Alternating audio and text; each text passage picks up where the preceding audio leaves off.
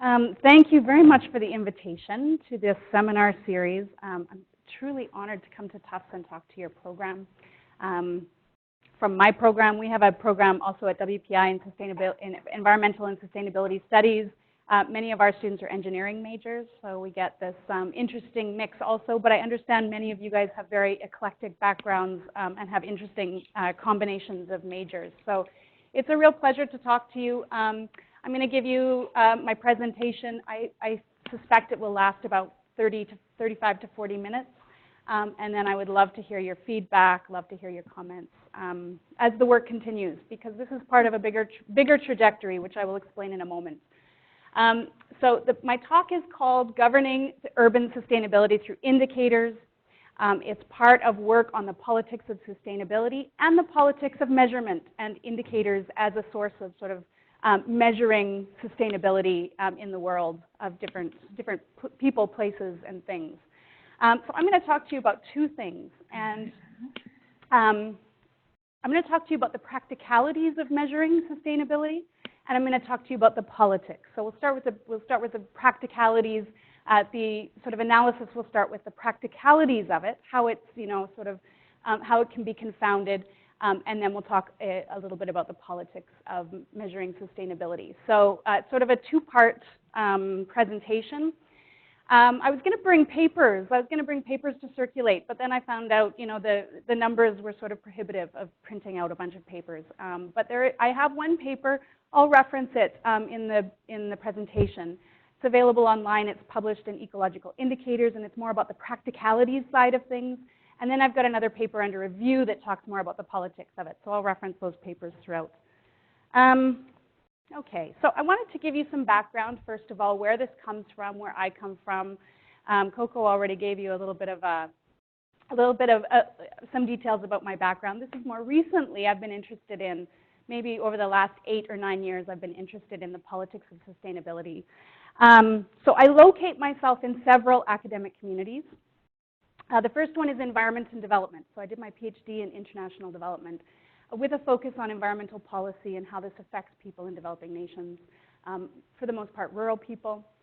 I also locate myself in political ecology. Many of you have probably heard of you have political ecologists in the program, affiliated with the program. So political ecology, among other things, emphasizes that environmental problems and environmental policies can affect people differently, depending on social economic status, ethnicity, regional location, etc. So political ecology. I also locate myself in a sort of sub-discipline of policy analysis called interpretive policy analysis. And this is an area that looks at not just sort of facts and how facts influence or impact on policies, but also how communication, emotion, interpretation, narratives, how these things also impact on policy processes, or have impacts on policy processes and policy outcomes. I also locate myself in science and technology studies, STS. And STS, among other things, among many other things also, deconstructs the taken for granted. It deconstructs, it looks into, takes a closer look at the invisibility that lies behind things like categories, standards, measurements, these things that have come to represent objectivity and neutrality in policy. STS has been very successful at sort of deconstructing these and sort of exposing the politics that lies behind these things like categories and standards and measurements. So the second sort of thing I wanted to mention was that I'm interested in the politics of sustainability, and I have been for some time. And I feel like this is a really important thing to talk about, because I feel like this has become a bit of a touchstone for this generation, for the new sort of, for young people, for young adults right now. Sustainability has become this sort of touchstone. It's become sort of synonymous with the ethical, the good, the right. And sustainable development really has transformed the relationship between environment and development and progress from something, or economic development, has transformed that relationship over the last 30 years since the 80s from this sort of very antagonistic relationship, sustainable meant no development, Two, it sort of transformed that politically and discursively. It has transformed that relationship into something that is almost sort of, well, certainly complementary and almost synergistic. And so I think that's something that we really have to look at and be critical of, and take a look at what we understand as sort of the ethical, the good, the right, and whether or not different definitions of sustainability actually conform to that for different groups of people. And finally, the project also reflects my interest in indicators, in governance by indicators, and how indicators have become a very important thing in governance to measure, sort of measure trajectories, assess trajectories, and change trajectories based on, what indicators say the state of reality is, or the state of the world is. And so previously, so this research is part of a bigger trajectory of the politics of sustainability and indicators. And previously, I did research on an indicator project, a certification program for sustainable soy. And I did my fieldwork in Paraguay, where soy has, is a source of a lot of contention. So the certification scheme is sort of a multi-stakeholder process. It developed technical guidelines for the production, the farming, the production, the agricultural production of what they call, of what was to be labeled responsible soy. So basically indicators for responsible soy. And these practices, these indicators would indicate, would mitigate the negative effects of the production of soy, including environmental damage, including social displacement, including, in some cases, it was associated with quite malign practices. And so this series of workshops to develop standards to produce soy under responsible and sustainable conditions was called the Roundtable on Responsible Soy. And what I found was over the 8 years of development of these standards, that instead of producing consensus around what would produce sustainable soy, really in the end, all it did was highlight contentions, disagreements, and certainly politics between different groups of stakeholders. So that's where this comes from. That was sort of the sustainability of soy was kind of the thing. Now I'm moving to sustainable places, critical approaches to sustainable places. And so today we're going to talk about cities. Some of my colleagues have worked on the sustainability of university campuses, which is what I understand some people here have interest in as well. But I'm going to talk about really the sustainability of cities. So that's sort of where I'm coming from. So what I'm going to talk today about is STAR. STAR stands for Sustainability Tools for Assessing and Rating Communities, STAR communities. And this is basically an indicator set that was developed over years of multi-stakeholder collaboration, different workshop processes, using or incorporating, collaborating, including experts and practitioners from all over the country. This is a US-based system. There are a few Canadian cities that are involved also, but really very few, and they're not involved they're not really deeply engaged. So it's mostly a US-based system for assessing the sustainability of cities. And so you can see what's come out of it. And this evolved over, as I said, evolved over years. About 4 years ago, they established sort of the first pilot, the pilot tested set of indicators. And this basically reflects that. So you can see that there's different categories of indicators, and under each category of indicator, there's more specific indicators, indicator sets, and then each of these squares kind of blows out to show the indicators, the specific indicators that are related to this indicator set. So you have built environment, climate and energy, economy and jobs, education, arts and community, equity and empowerment, health and safety, natural systems. These are the categories of indicators, and then under each indicator you have subcategories, and then under each of these subcategories you finally find the actual indicators. So yeah, 7 goal areas, 44 sustainability objectives, which are these boxes. And does anybody want to take a wild guess how many individual indicators? given that many objectives, how many individual indicators do you think there are? 526, yeah, exactly. 526 indicators. So that's basically the system. 2007, it was ICLEI. Maybe you've heard of ICLEI, which is Local Governments for Sustainability. It's an international organization. The U.S. Green Building Council, the Center for American Progress, launched this indicators project. In 2008, they had established a formal partnership that included the National League of Cities to develop this STAR indicator set. In 2012, so you can see this is very recent, 2012, the first version, developed by 120 experts on 8 technical committees. Each of those had a technical committee associated with it that developed the objectives and then the associated indicators. So in 2012, it was first released and piloted, and in 2013, STAR became available to US cities to use and implement. So it's very recent. I mean, so it's had a 3-year experience so far. So it's new, and that's why it's kind of interesting to look at, because we can look at sort of the progress of it and how it evolves. All right. So I'll just show you. Okay, so let's just a little bit more information on STAR. Why was it developed? What is it meant for? STAR says, so STAR is an actual physical organization that is located in DC. And they, on their website, they say, STAR Communities was developed to address the needs of US cities, towns, and counties seeking a common framework for sustainability.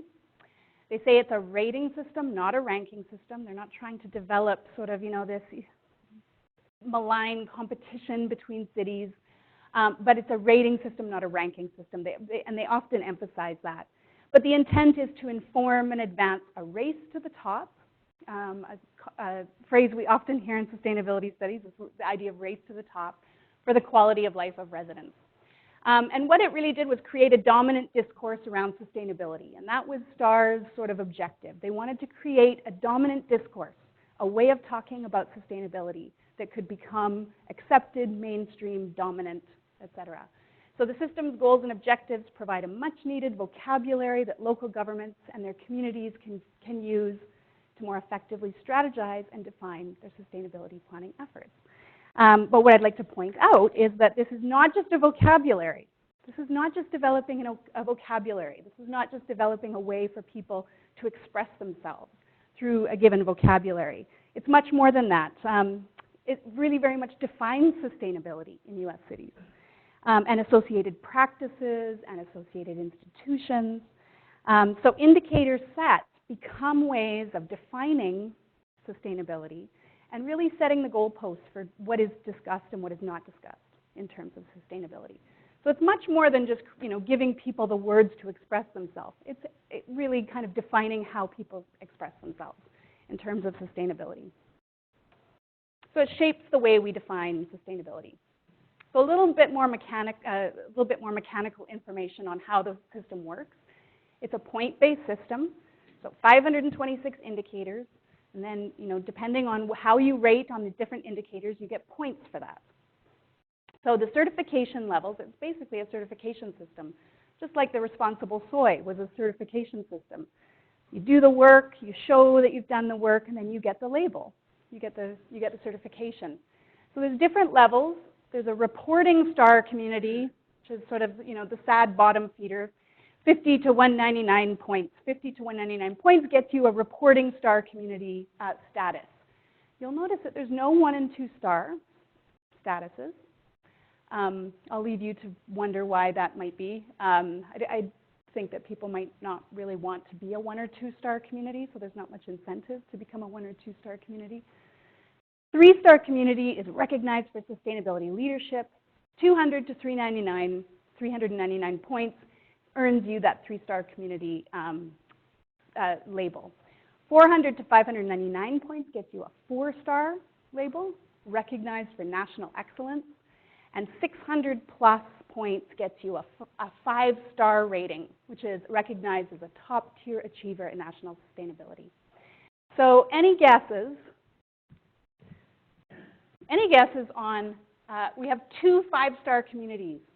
We did at the time. I think we have an additional one now, but at the time of this research, We had 2 5-star communities. I don't even think you can read that, so maybe don't have to cover it up. Who can guess, or who wants to take a guess? One of them is in Massachusetts. Can you guess which community in Massachusetts might be a 5-star community? Any guesses? Just wild guesses. You know, it's not. Where? No. Good guess though. Why would you say Somerville? It does, doesn't it? I agree. It does seem logical. Northampton. Did you say Northampton? Indeed. Northampton is a 5-star community, indeed. And Seattle, Washington is the second in the U.S. And Cambridge now. So this is a more recent development since this. Okay, great. Okay, cool. Okay, so yeah. So in short, that's basically what this system is all about. So I had an interest. My interest in indicators led me to STAR, and I became interested in sort of the relationship between STAR as indicators and the policy processes and outcomes associated with this indicator set. Because those communities, those cities that are implementing it are using it, the intention is to use it as a policy tool to drive sustainability, drive that race to the top, define sustainability, but also define how to reach sustainability. So in practices, processes, institutions, et cetera. So I just asked some really general questions, and I ended up interviewing about 40 people out of the 80, I think there were 80 some, probably more now, probably more like about 90 cities that are participating in the program. At the time of this was 1 year ago, and it was about 80 cities that were participating. So I talked to about half of them. I talked to 40 people. And these were people that were identified as the sustainability officers, or sometimes it was a city planner that was in charge of this, because one person within the government, within the city government, municipal government, needs to sort of take charge and direct and coordinate, et cetera, this program. So I talked to 40 people. I expected 20-minute conversations. I was going to ask them some questions about how STARS fed into the policy process, you know, their impressions of how STARS worked as sort of a policy tool. I expected 20-minute conversations. I know these people are busy. They told me so. They're very busy. I only have 15 minutes to talk, fine. And I think maybe a handful, maybe 3 or 4 of those conversations lasted a half an hour. And by far the majority of those conversations lasted up to 2 hours, well over an hour on average, and sometimes up to 2 hours. I think the longest one was 2.5 hours. So it gives you an idea of, you know, how much is invested, how much people really wanted to talk about STAR, and how, you know, how they've engaged it and how it's impacted on policy processes at the municipal level. So given that, that's sort of my research background and methods. And so given that, I wanted to give you just a little bit of theory, because I can't leave you without a little bit of theory. And I think the theory sort of very much informed the way I was talking to people, the way I understand indicators, and the way I wanted to investigate them. So I have kind of a then and a now scenario. So then, meaning a bit of an antiquated approach, but certainly by no means disappeared. Okay, so this is really, in some regards, this is still a very mainstream approach to knowledge and policy, the idea of indicators as a source of knowledge for policy. An old-fashioned, what we, you know, in the cutting-edge academic community consider, I'm being a little bit facetious, but what we consider sort of an old-fashioned way to look at indicators is this first definition. And this is Maureen Hart. She's a very well-known consultant in the US, does a lot of work with communities, developing sustainability indicators. She's really very much the sort of the guru of indicators, sustainability indicators in the US. She says an indicator is something that helps you understand where you are, which way you're going, and how far you are from where you want to be. A good indicator alerts you to a problem before it gets too bad and helps you recognize what needs to be done to fix the problem. So it very much portrays indicators as a compass, right? A diagnostic tool, a compass, sort of something that can diagnose the problem so that you can apply the remedy. it also suggests a very linear model of knowledge and policy. So this idea that knowledge, better knowledge, more factual knowledge, leads in this unidirectional way to better policy. So this is a very linear idea of how knowledge and policy interact. And this has really been investigated by a lot of science and technology studies scholars, a lot of interpretive policy analysis scholars. And they have seen this sort of linear idea of how knowledge impacts policy, the relationship between knowledge and policy, just doesn't hold up empirically. And you can see probably plenty of examples around you today, sort of rejection of knowledge in some regards as a policy input. But now we very much look at this relationship between knowledge and policy as knowledge and policy being co-produced, which means instead of that one-way arrow between knowledge and policy, now that arrow is viewed more as a bi-directional arrow, in which policy and political concerns and politics very much impact the state of knowledge and what we understand as knowledge and what we understand as authoritative, what we understand as credible knowledge. So my colleague Esther Turnhout and her colleagues wrote this paper about this co-production of knowledge and policy at this interface, and says in order to understand the development and use of indicators as knowledge for policy, it is crucial to have insight into the specific characteristics and dynamics of the management and policy processes in which they are embedded. She's saying context matters, politics matters, social context matters.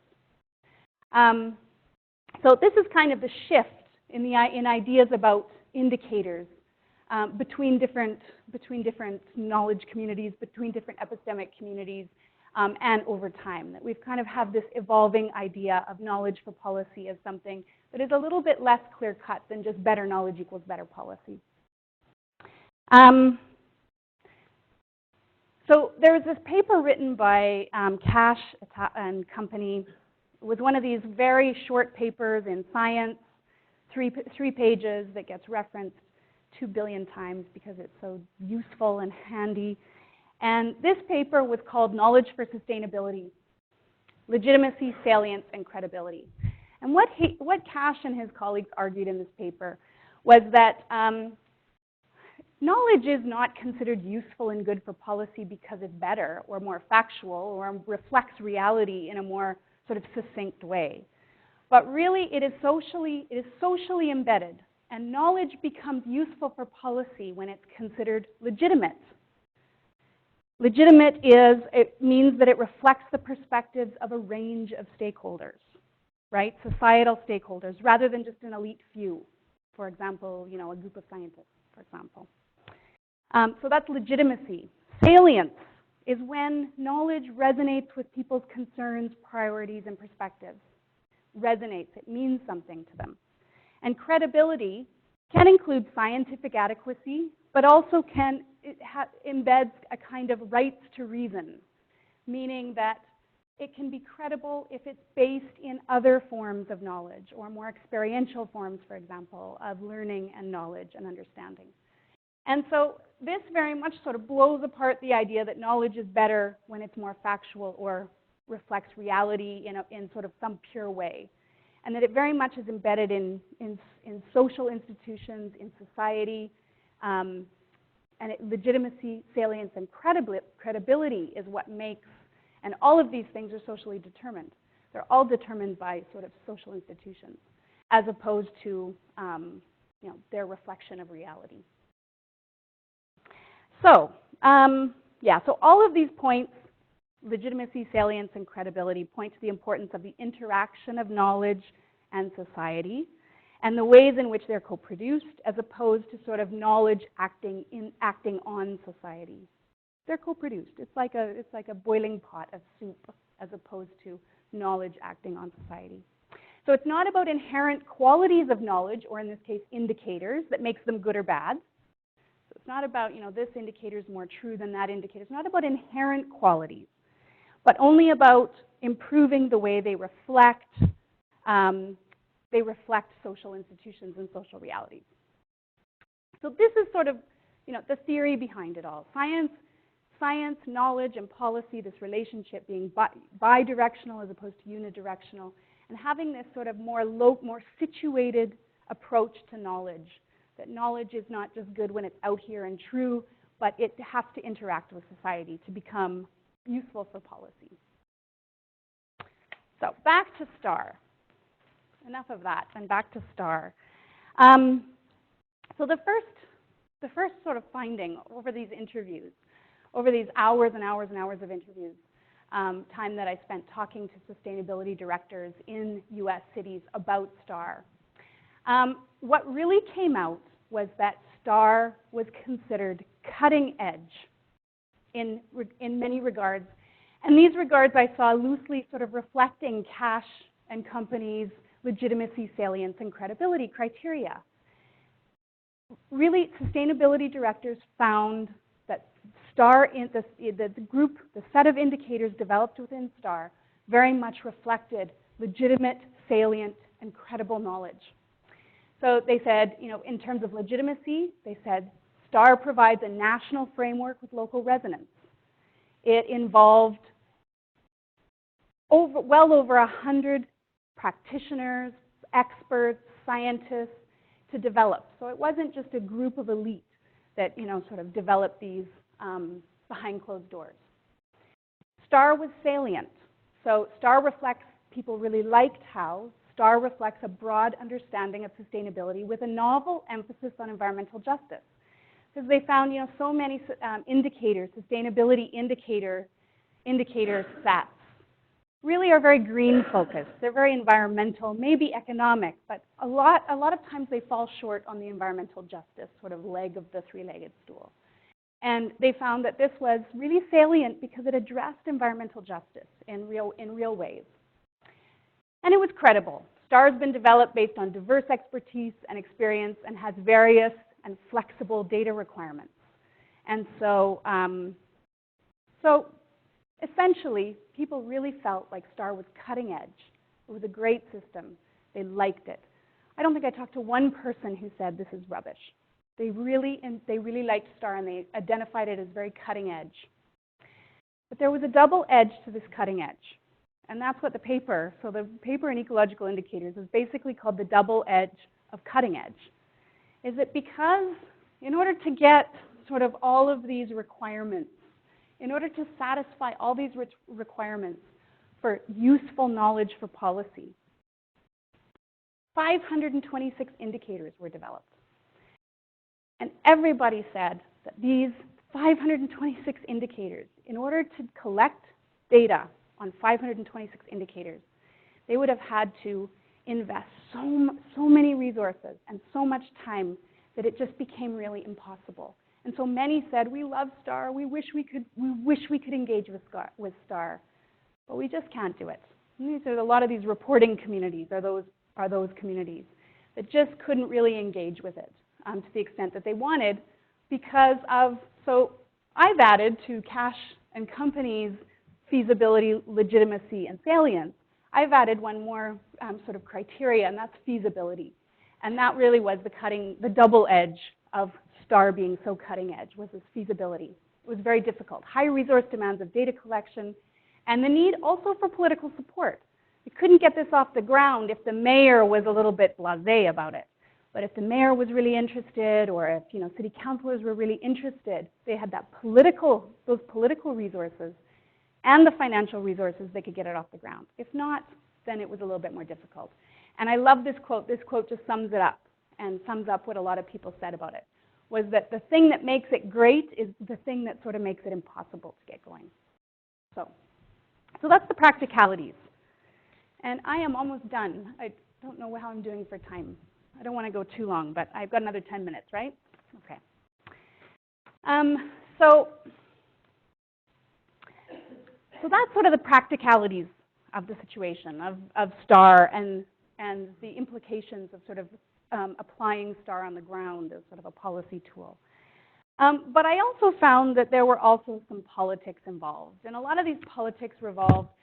So I just want to give you another little just brief taste of theory. And this is this idea of measurementality was something that really guided my inquiry and guided my thinking about STAR. And basically, measurementality is this idea that we have developed this culture of measurement, and that measurement, who has heard of the term governmentality? Foucault's governmentality. So Foucault is a very famous social scientist, was a very famous social scientist, one of the most famous ever. And he developed this notion of governmentality. And basically what governmentality meant was to control people, to control governance processes. You don't have to go in with a strong fist and threaten and coerce. You can create means by which people will do the right thing on their own. So he called it conducting conduct, managing people's conduct at an arm's length, without boots on the ground, so to speak. Maybe a bad metaphor right now, but so measurementality is a play on this idea of governmentality. And basically, measurementality says that sort of quantification, standardization, indicators are sort of a part of this governing actors at a distance, creating conditions in which they do the right thing, creating unintended outcomes and intended outcomes, but they don't need to be controlled physically and personally. So this idea, measurementality, kind of draws on some very seminal work in science and technology studies, objectivity and standardization through quantification and measurement. This is Theodore Porter, very, very seminal work. Jonathan Power, who talks about, he wrote this book called Audit Society, and it's about how society is controlled and directed through this obsession with audits, and audits in the name of transparency. But he questions what kind of transparency these audits really produce. And then this group of authors, Davis, Fisher, Kingsbury, and Mary, write about how each of these concepts above, mask yet reinforce and intensify inequalities. How these are not neutral, objective, benign sort of means of managing. These are means of managing, means of governance that create and intensify inequalities. So it's serious. It's not just one way of many. It's not just picking the best option out of a lot of imperfect options. It's a very sort of much more deliberate than that.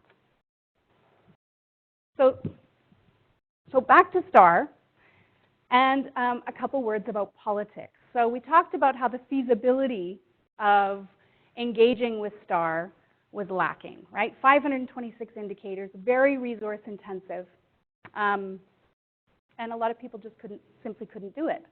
And this led me to find really what people were saying was that a high rating, in many cases, a high rating, actually I would say in all cases, a high rating was more a return on investment than anything else.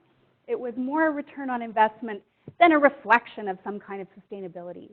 So we see a 5-star community as more sustainable than other communities, but what really that 5-star rating is about it's about sweat and tears and political support and cash and resources. So the high rating was a return on investment as opposed to a reflection of sustainability. So here's a few quotes. I'm a qualitative researcher. This is my data.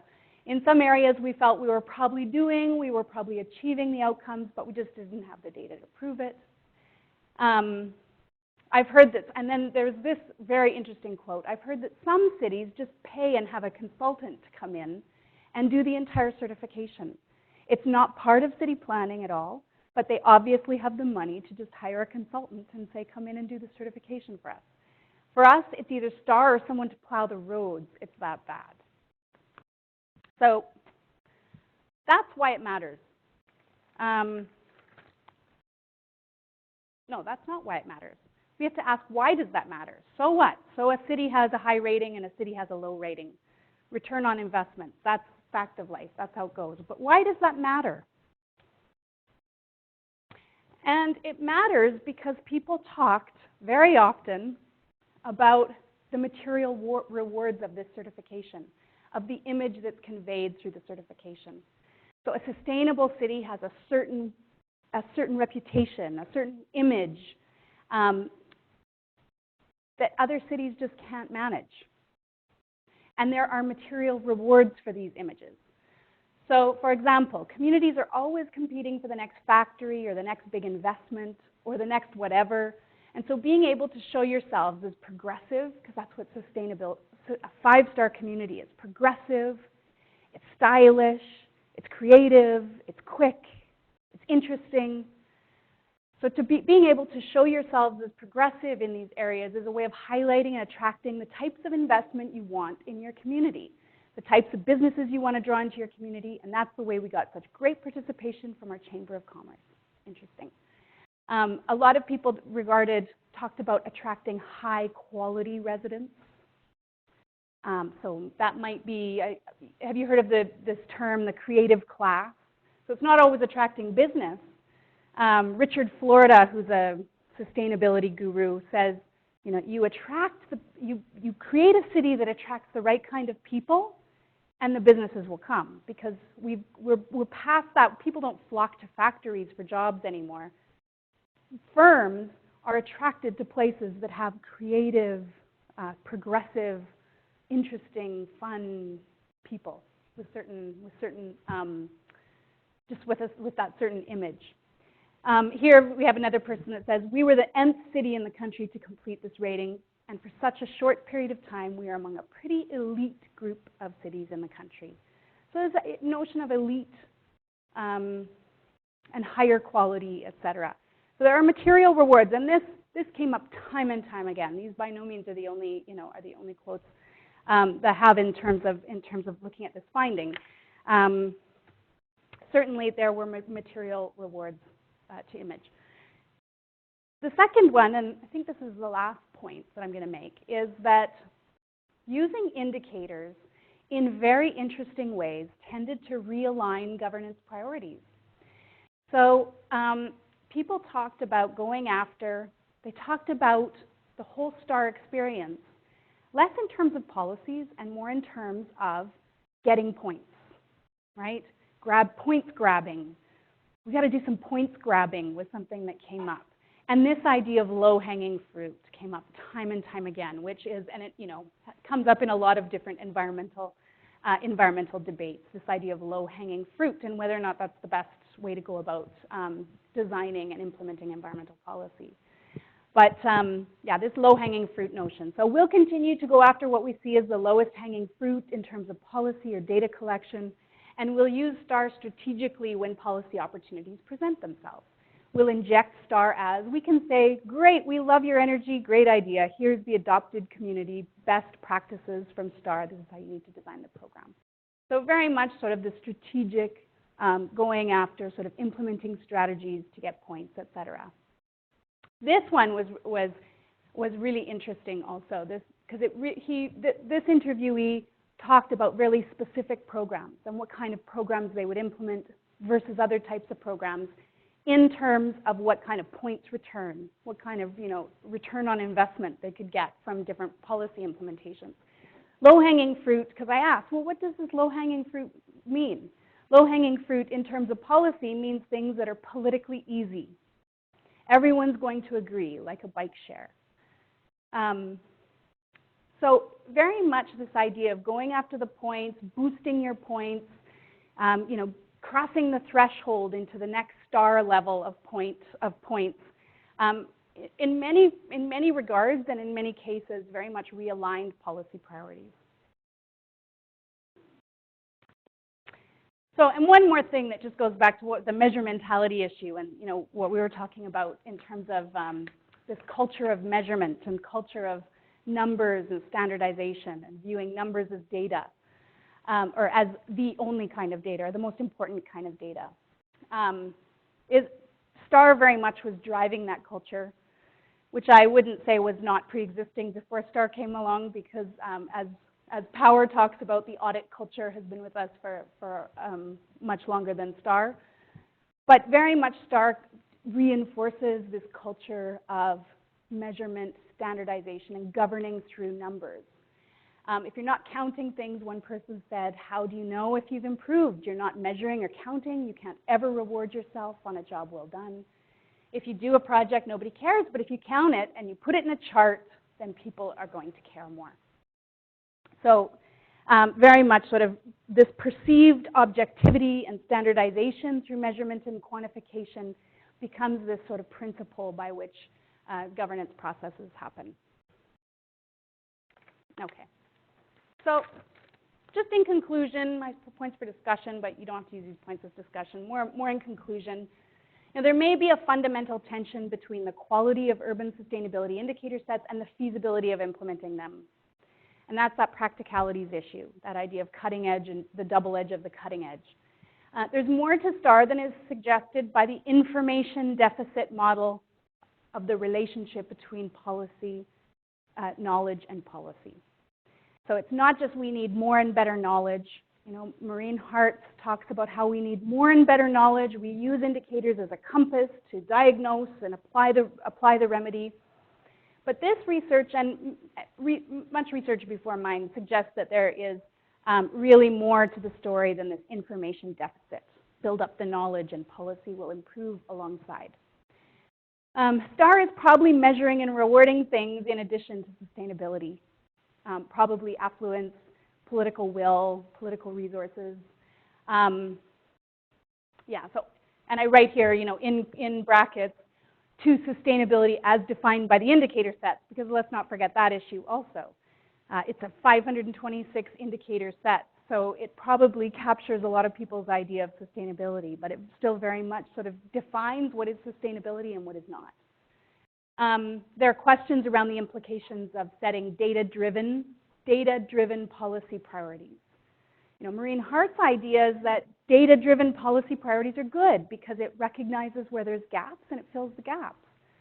But this research suggests that actually data-driven policy priorities might not really have much to do with those gaps, but often, not always, but often are sort of driven by low-hanging fruit and points grabbing, et cetera. So STAR just completed its second year of wider implementation beyond the pilot communities. So it will be interesting to look at, and this is why it's so nice to look at something that is new and emerging and still sort of taking shape. STAR is very sort of, has been very responsive to sort of critique and, you know, kind of tweaking the system and working with stakeholders, working with cities that are implementing it to sort of make it better and more responsive to their needs. So it'll be interesting to see how STAR changes and how cities approaches to STAR changes, and what the longer-term trajectory of STAR's popularity and uptake is, and how that does indeed reflect sort of the culture of numbers, the culture of measurementality, this idea of measurementality, the culture of standardization and quantification as an you know, indispensable governance tool. And that concludes my piece. And so I'll turn it back to you.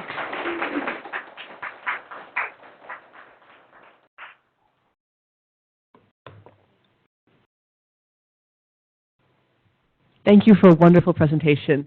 I'm immediately struck listening to your presentation. You, of course, know that college campuses also have a STARS rating system. And I sort of, having taught at many different college campuses and involved with clinics at many different college campuses, although not here yet here at Tufts, one of the things that immediately strikes me is everything you said you could exactly apply to colleges' experiences with STAR. And I was wondering if you could reflect on that a little bit. Yeah. It's interesting, and it's a conversation I've had before because I have colleagues that are working on college sustainability. And I actually didn't realize campus sustainability is called STAR also. The system is called STARS. Yeah. Yeah, I mean, I think that's true. I think that's true. And I think, you know, and it's not, I mean, what I think is difficult is talking to people that work in these sustainability offices. It's not really a critique of them. It's a critique of the culture, right? Of the culture of quantifying and, you know, reductionism and this. But I think it's really I think it relates very closely to what's happening on campuses, and the way in which, and this friend of mine works a lot on the purchasing, the university purchasing system. What is it called? Purchasing. And how purchasing has become so driven by sustainability, but it's less about really sort of, grassroots sustainability as it is about producing new labels and et cetera. So, and there are rewards also for campuses, aren't there, to be sustainable? And yeah, so I really see that parallel as well. So my question was, so clearly it's a good place to start, but there are many communities who are left behind.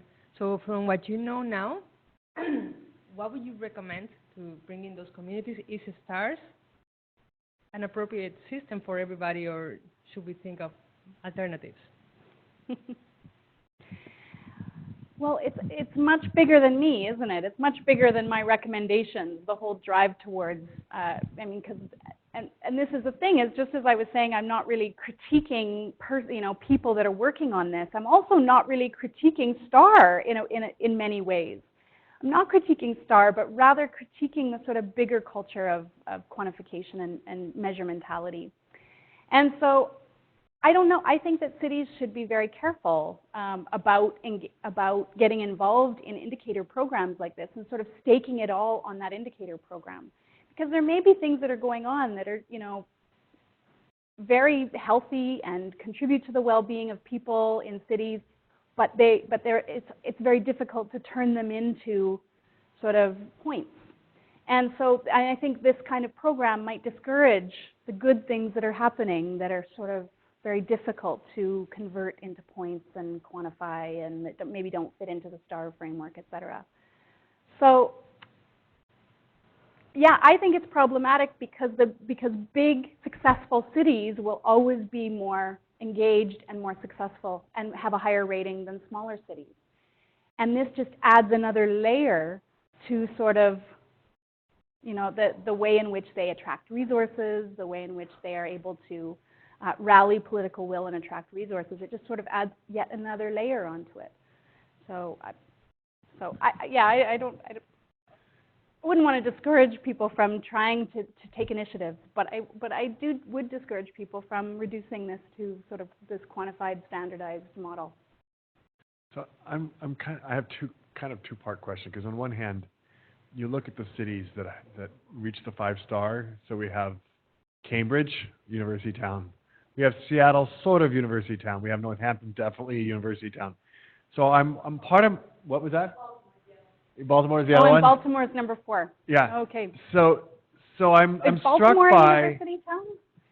Chattanooga is working its way that direction, as I understand, okay. based on Ken Portney, who used to be on the faculty in political science. But so my question is are the star rating, are the cities that are investing in star ratings generally university towns? And is that partly because you're trying to attract that creative group of not only professionals but also students who are going to feed the goose? So that was sort of my first question. My second question is really about skills. Like, if you were to recommend a student who wants to enter the space to become the sustainability guru in Seattle or Portland or wherever, what are the skills that you're seeing of the people that you're talking to? Yeah. Starting with the last thing, the skills of these people are bridge builders. They talked about, very interestingly, they talked about how, and part of this political resources is not just getting the champion, but it's also having a person in that position that can go to different departments and convince them to dedicate some resources to this. So, going into, for example, the transportation department and saying, so we've got this program, and convincing them that they want to be a part of it. So I think that the skills are so much about enthusiasm and bridge building and big vision kind of people that can really sell, and that sounds very mercenary, not sell, but they can they're bridge builders, and they can really convince people of their ideas. They can talk in different languages. They can empathize with people's constraints, but in the end, sort of convince people. So I think it's very much these very socially apt kind of bridge building people is I think one of the big talents of people that were able to do this on some kind of successful basis. In terms of the university town, it's really interesting, because it's something I noted also that they were certain, but that's part of the whole thing is that there are certain types of places that engage with STAR, and there are certain types of places that don't so much. And a couple of these reporting communities, reporting communities that hadn't really gotten a STAR certification and were thinking that they might have to drop out of the program, they were saying exactly that. Well, we are an industrial town. There's not much we can, really within the framework of sustainability and these sort of within these goalposts that are set up by STAR to discuss sustainability and what it is and how it's possible. We are just outside the goalpost because we are an industrial town. We are, so they tried, and then they just realized that this wasn't for them.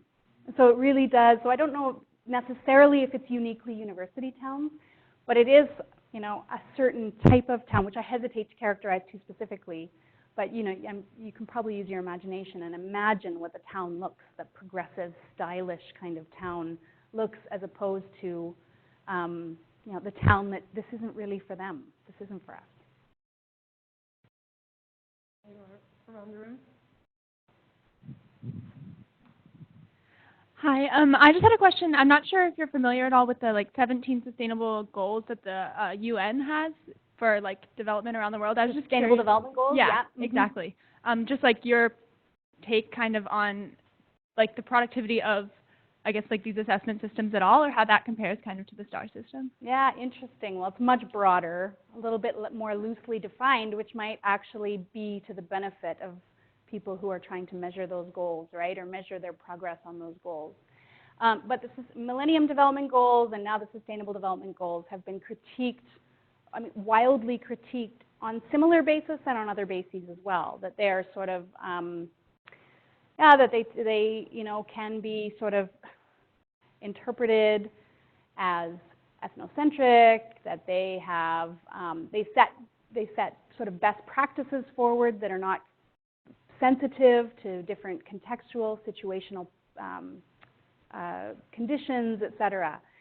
So I think, they're great as guiding principles, but I think that as soon as they become sort of too enforced and too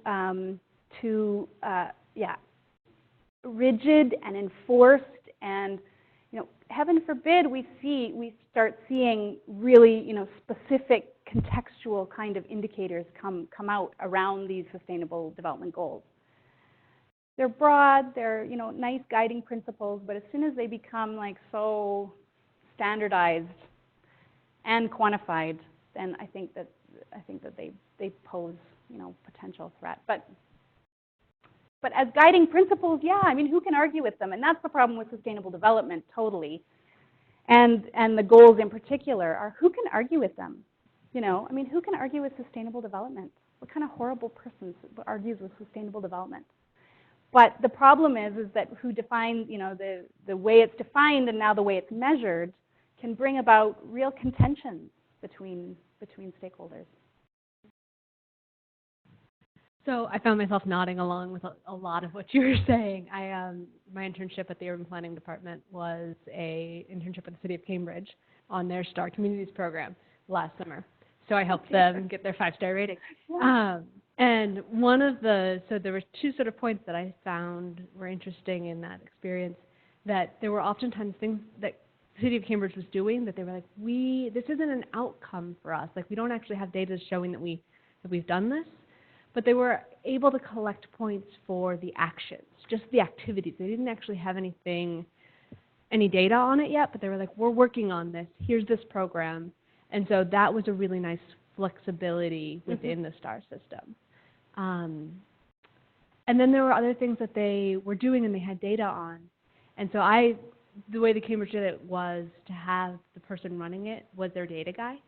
It wasn't their sustainability office because they didn't want it to be just a sustainability issue. They wanted it to be, like you said, somebody who could talk across departments, a variety of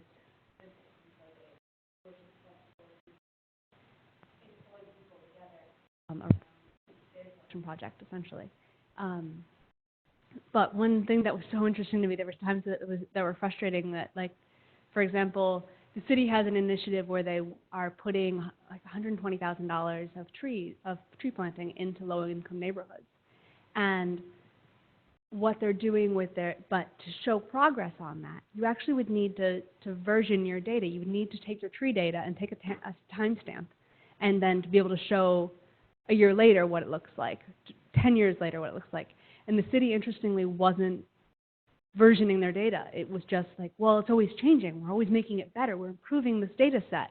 It's like, well, you have to, at some point, stop and take a look at how you're doing right now, so that you can tell whether there's progress being made. And so that was one thing that I felt like STAR was really valuable for this city, where they were like, okay, we're going to take, it might not be perfect, we might not have everything documented, but we're going to take a look right now. How do things look? And then we'll see again in 3 years when we redo the certification. So just a little plug for data. Sorry, no question. One last question. I believe mine are both very short. I just wanted to ask, I might have missed it at some point, but how many interviews did you conduct? I did 37 interviews. Okay.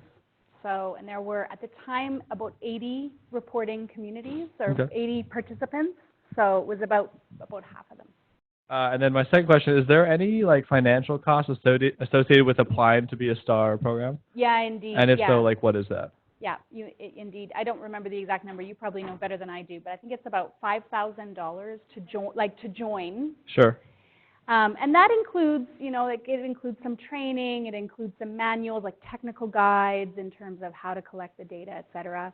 And it also includes access to the online reporting system. So all of the reporting happens through this interface, this online interface where people go and they can input the data. So they can input it little by little. It doesn't have to be sort of, all at once. But it's this interface. And so that is all included in that. They certify, and they're able, and it's a 3-year certification. And it is third-party verified, as most certifications, as most sort of, legitimate certifications are. It's third-party certified. So that, I think the $5,000 includes all of that, or maybe there's an extra charge for certification for the verification. I can't, to be honest, I can't really exactly remember. But it does cost. It certainly does cost. And then that certification lasts 3 years. So after the 3 years, then you have to pay your money again. And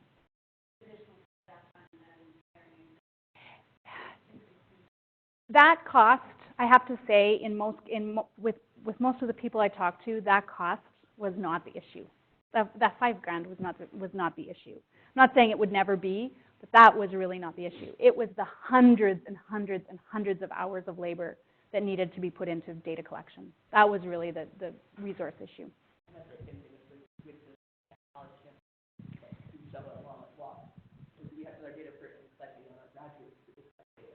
Right. Right. Interesting. Yeah.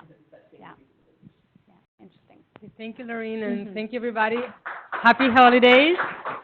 And come back next semester. We have almost finished our schedule. We have a very exciting lineup from local government to industry, NGOs, so come back. Let's go to class and have bagel bars and brownies downstairs.